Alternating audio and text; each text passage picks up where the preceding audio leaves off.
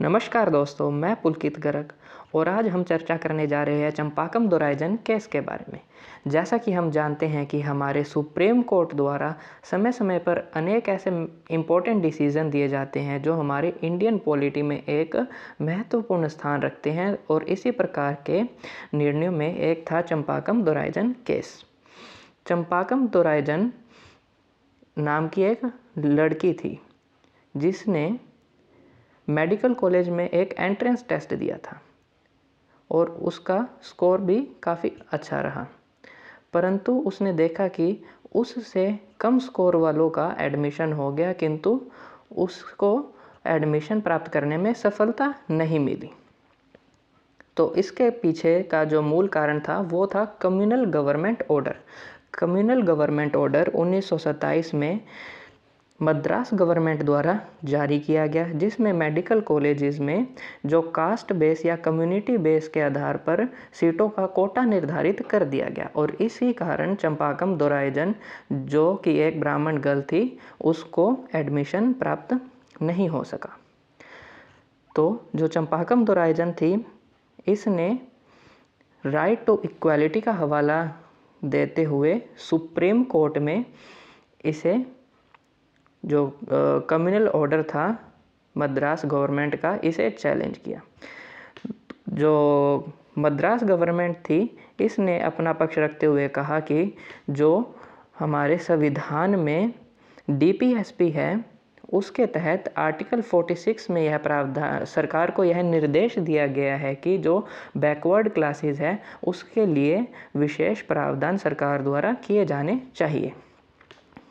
तो इस केस की जो सुनवाई है वो 7 जजेस की एक बेंच द्वारा की गई, जिसकी अध्यक्षता खुद सीजेआई हीरालाल जे कान्या द्वारा की गई। अब इस केस में जो महत्वपूर्ण डिसीजन दिए गए उसके बारे में हम देखते हैं।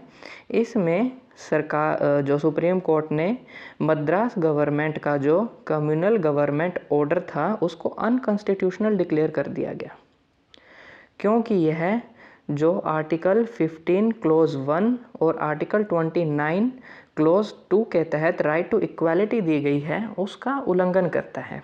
साथ ही सुप्रीम कोर्ट द्वारा यह भी कहा गया कि जो हमारे फंडामेंटल राइट है उसको जो डीपीएसपी है उससे प्राथमिकता देनी चाहिए। डीपीएसपी को लागू करने के लिए हमारे मौलिक अधिकार अर्थात फंडामेंटल राइट्स का उल्लंघन नहीं किया जा सकता। जैसा कि हम जानते हैं कि डीपीएसपी अर्थात नीति निर्देशक तत्व हमारे संविधान के भाग 4 में वर्णित है, जिसमें सरकार को कुछ निर्देश दिए गए हैं, किंतु यह मानना ना तो सरकार के लिए बाध्यकारी है और ना ही नागरिक इसे मनवाने के लिए सुप्रीम कोर्ट या अन्य किसी कोर्ट में जा सकते हैं। तो सुप्रीम कोर्ट द्वारा इस प्रकार इसे अनकॉन्स्टिट्यूशनल घोषित कर दिया गया। अब हम इसके जो प्रभाव पड़े आने वाले समय में उसके बारे में चर्चा करेंगे।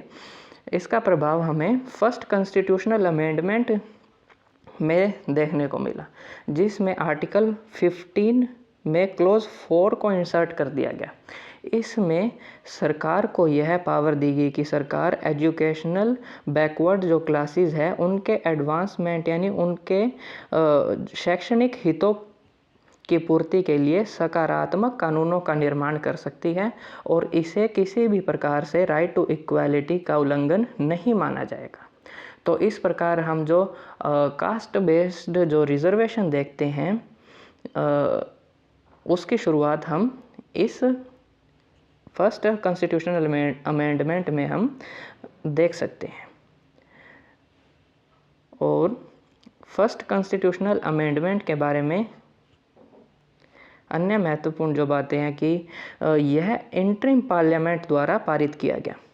इंटरिम पार्लियामेंट यानी जो हमारी जो फर्स्ट पार्लियामेंट थी वो तो 1952 में गठित हुई थी और यह अमेंडमेंट 1951 में ही लागू कर दिया गया था।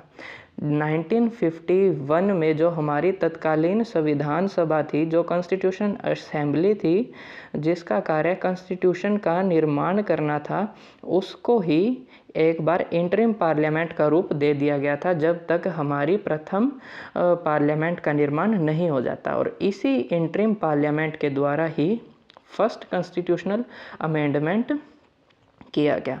और माना जाता है कि इस फर्स्ट कॉन्स्टिट्यूशनल अमेंडमेंट में जो डॉक्टर अंबेडकर हैं, इनकी महत्वपूर्ण भूमिका रही थी, क्योंकि वे इस समय लॉ मिनिस्टर के पद पर आसीन थे। तो उम्मीद है आपको चंपाकम दोराइजन केस के बारे में महत्वपूर्ण बातों का पता चला होगा। धन्यवाद।